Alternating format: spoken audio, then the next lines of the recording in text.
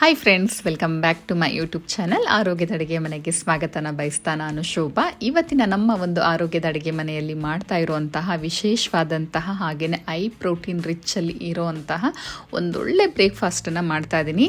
ಇನ್ಸ್ಟೆಂಟಾಗಿ ಹೆಸರು ಬೇಳೆ ದೋಸೆನ ಮಾಡ್ತಾ ಇದ್ದೀನಿ. ನಾನು ಇದರಲ್ಲಿ 3 ರೀತಿಯಲ್ಲಿ ದೋಸೆನ ಮಾಡಿ ತೋರಿಸ್ತಾ ಇದ್ದೀನಿ.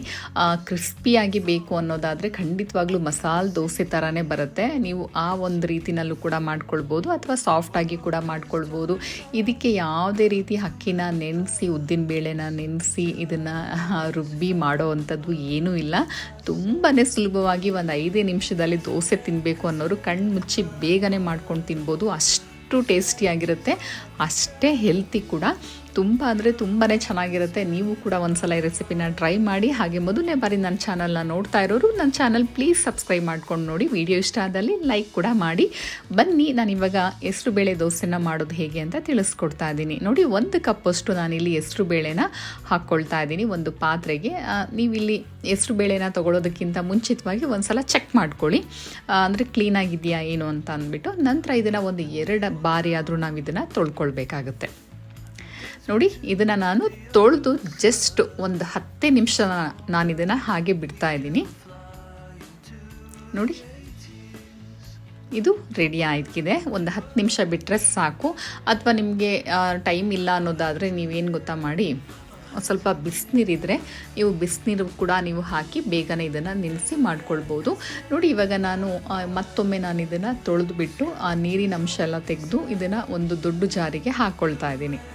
ನಾನಿಲ್ಲಿ ಹೆಸರು ಬೇಳೆನ ಈ ಕಡೆ ತೊಳೆದು ನೆನೆಸೋದಕ್ಕೆ ಬಿಟ್ಟಿದ್ನಲ್ವ, ಆವಾಗ ನಾನು ಚಟ್ನಿ ಮಾಡ್ಕೊಂಡಿದ್ದೆ.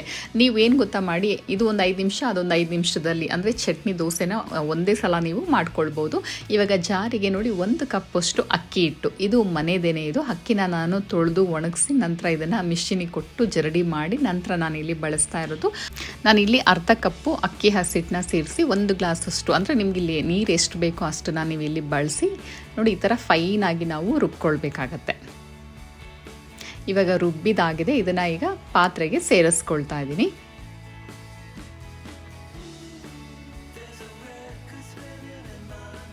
ನಂತರ ನೋಡಿ, ರುಚಿಗೆ ತಕ್ಕಷ್ಟು ಉಪ್ಪು ಹಾಕ್ಕೊಳ್ತಾ ಇದ್ದೀನಿ. ನಂತರ ನಾನಿಲ್ಲಿ ಸೋಡಾ ಹಾಕ್ಕೊಳ್ತಾ ಇದ್ದೀನಿ. ನೋಡಿ, ಒಂಚೂರು ಅಷ್ಟೇ ಹಾಕ್ಕೋಬೇಕಾಗತ್ತೆ. ಇದೇನಿಲ್ಲ ಅಂದ್ರೂ ಸುಮಾರು ಒಂದು 6 ದೋಸೆ ಅಂಥದ್ದು ಆಗುತ್ತೆ ನಾನಿಲ್ಲಿ ತೊಗೊಂಡಿರುವಂತಹ ಮೆಜರ್ಮೆಂಟಲ್ಲಿ. ನೋಡಿ, ಇವಾಗ ಚೆನ್ನಾಗಿ ನಾವು ಇದನ್ನು ಬೀಟ್ ಮಾಡಬೇಕು.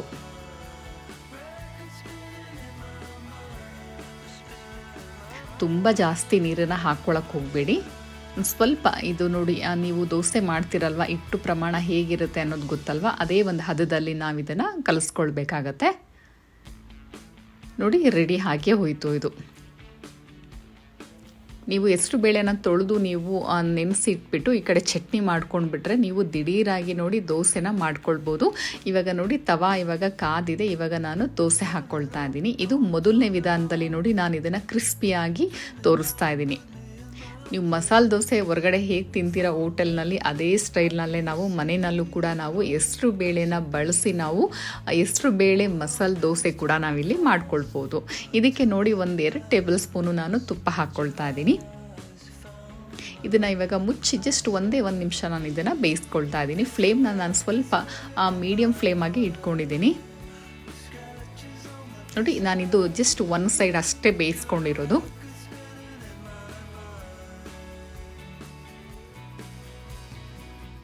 ಇದಕ್ಕೆ ಚಟ್ನಿ ನಾನು ತೋರಿಸ್ತಾ ಇದ್ದೀನಿ. ನಿಮಗೆ ಚಟ್ನಿ ಬೇಡ ಅನ್ನೋದಾದರೆ ನೀವು ಮಕ್ಕಳಿಗೆ ಬೇಕಾದರೆ ನೀವು ಈ ತುಪ್ಪದಲ್ಲಿ ಹೀಗೆ ಕೊಡಿ, ಅವರು ಖಂಡಿತ ತುಂಬ ಇಷ್ಟಪಟ್ಟು ಹಾಗೆ ತಿಂತಾರೆ. ತುಂಬಾ ಟೇಸ್ಟಿಯಾಗಿರುತ್ತೆ.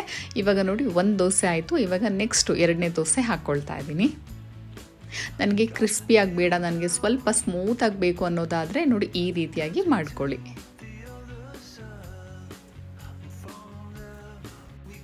ಇದಕ್ಕೂ ಕೂಡ ನಾನು ಮನೆಯಲ್ಲೇ ಮಾಡ್ಕೊಂಡಿರುವಂತಹ ತುಪ್ಪನೇ ಬಳಸ್ತಾ ಇದ್ದೀನಿ. ನೀವು ಬೇಕಾದರೆ ಇದ್ರ ಬದಲಾಗಿ ಒಳ್ಳೆ ಅಂದರೆ ಆರೋಗ್ಯಕರವಾದಂತಹ ಒಂದು ಎಣ್ಣೆ ಕೂಡ ನೀವು ಇಲ್ಲಿ ಬಳಸ್ಕೊಳ್ಬೋದು. ಇದನ್ನು ಕೂಡ ಜಸ್ಟ್ 1-2 ನಿಮಿಷ ನಾನು ಮುಚ್ಚಿಟ್ಟಿದ್ದೆ. ಯಾವಾಗಲೂ ಒಂದೇ ಥರ ದೋಸೆ ತಿಂದು ಬೇಜಾರಾಗಿದ್ದರೆ ಖಂಡಿತವಾಗ್ಲೂ ಈ ಒಂದು ಹೆಸರು ಬೇಳೆ ದೋಸೆನ ಟ್ರೈ ಮಾಡಿ. ತುಂಬಾ ಇನ್ಸ್ಟೆಂಟಾಗಿ ಬೇಗನೆ ಮಾಡ್ಕೊಳ್ಬೋದು. ಈಗ ನೋಡಿ, ಇದನ್ನು ನಾನು 2 ಸೈಡ್ ಕೂಡ ನಾನು ಬೇಯಿಸ್ಕೊಂಡು ನಿಮಗೆ ತೋರಿಸ್ತಾ ಇದ್ದೀನಿ ಯಾವ ರೀತಿ ಬಂದಿದೆ ಅಂತ ಅಂದ್ಬಿಟ್ಟು. ನೋಡಿ,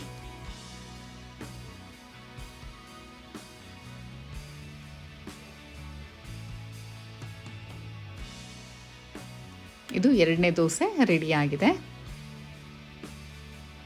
ಇನ್ನು ಮಸಾಲೆ ದೋಸೆ ಥರ ಬೇಕು, ತುಂಬ ಕ್ರಿಸ್ಪಿಯಾಗಿ ಹೋಟೆಲ್ ಸ್ಟೈಲ್ನಲ್ಲಿ ಅಂತ ಅಂದರೆ ಈ ಥರ ಒಂದು ಟ್ರೈ ಮಾಡಿ ದೋಸೆನ.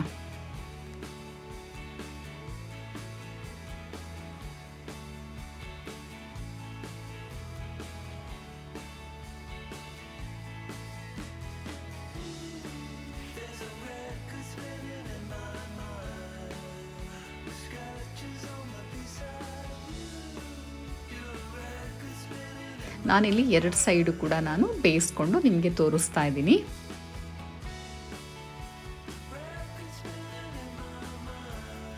ಅಕ್ಕಿ ನೆನೆಸ್ಬೇಕು, ಉದ್ದಿನಬೇಳೆ ನೆನೆಸ್ಬೇಕು, ಅವಲಕ್ಕಿ ನೆನೆಸ್ಬೇಕು, ಎಲ್ಲನೂ ನಾನು 5-6 ಗಂಟೆ ನೆನೆಸಿ ರುಬ್ಬಿ ಮತ್ತು ಬೆಳಿಗ್ಗೆ ಮಾಡಬೇಕು ಅನ್ನೋದು ಏನೂ ಜಂಜಾಟ ಇರೋದಿಲ್ಲ. ತುಂಬಾ ಸಿಂಪಲ್ಲಾಗಿ ಕ್ವಿಕ್ಕಾಗಿ ಇದು ರೆಡಿ ಆಗುತ್ತೆ ಈ ಒಂದು ದೋಸೆ ರೆಸಿಪಿ. ಹಾಗೆ ಹೆಸರುಬೇಳೆ ತುಂಬಾ ಆರೋಗ್ಯಕ್ಕೆ ಒಳ್ಳೆಯದು, ಹಾಗೆ ಅಷ್ಟೇ ಕೂಡ ತಂಪು ಬೇರೆ. ನೋಡಿ, ಈಗ ನಾನು ಇದನ್ನು 2 ಸೈಡ್ ಕೂಡ ನಾನು ಬೇಯಿಸ್ಕೊಂಡಿದ್ದೀನಿ.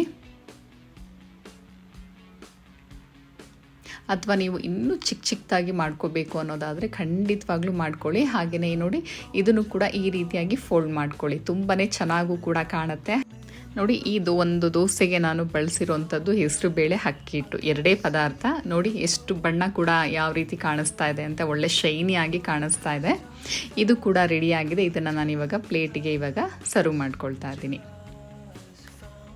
ಈ ಒಂದು ಹೆಸರುಬೇಳೆ ದೋಸೆಗೆ ಬೆಸ್ಟ್ ಕಾಂಬಿನೇಷನ್ ಅಂತ ಅಂದರೆ ಈ ಒಂದು ಈರುಳ್ಳಿ ಚಟ್ನಿ ಮಾಡ್ಕೊಂಡಿದ್ದೀನಿ. ನೀವು ಬೇಕಾದರೆ ಕಡಲೆಕಾಯಿ ಚಟ್ನಿ ಅಥವಾ ನೀವು ತೆಂಗಿನಕಾಯಿ ಚಟ್ನಿ ಕೂಡ ನೀವು ಇಲ್ಲಿ ಮಾಡ್ಕೊಳ್ಬೋದು.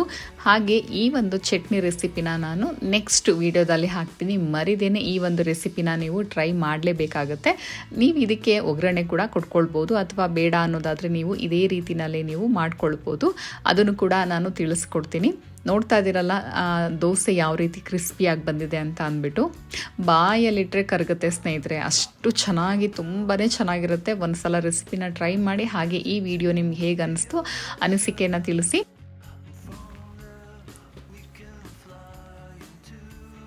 ನೋಡಿ ಎಷ್ಟು ಕ್ರಿಸ್ಪಿಯಾಗಿ ಬಂದಿದೆ ಅಂತ ಅಂದ್ಬಿಟ್ಟು. ಹಾಗೆ ಈ ಚಟ್ನಿ ಜೊತೆನಲ್ಲಿ ತಿಂತಾಯಿದ್ರೆ ಅಂತೂ ನೀವು 1 ಅಲ್ಲ 2 3 ದೋಸೆ ತಿಂತೀರಾ, ಅಷ್ಟು ಟೇಸ್ಟಿಯಾಗಿರುತ್ತೆ. ತುಂಬ ಅಂದರೆ ತುಂಬಾ ಚೆನ್ನಾಗಿ ಬಂದಿದೆ. ನೋಡಿ ಯಾವ ರೀತಿ ಬಂದಿದೆ ದೋಸೆ ಅಂತ ಅಂದ್ಬಿಟ್ಟು.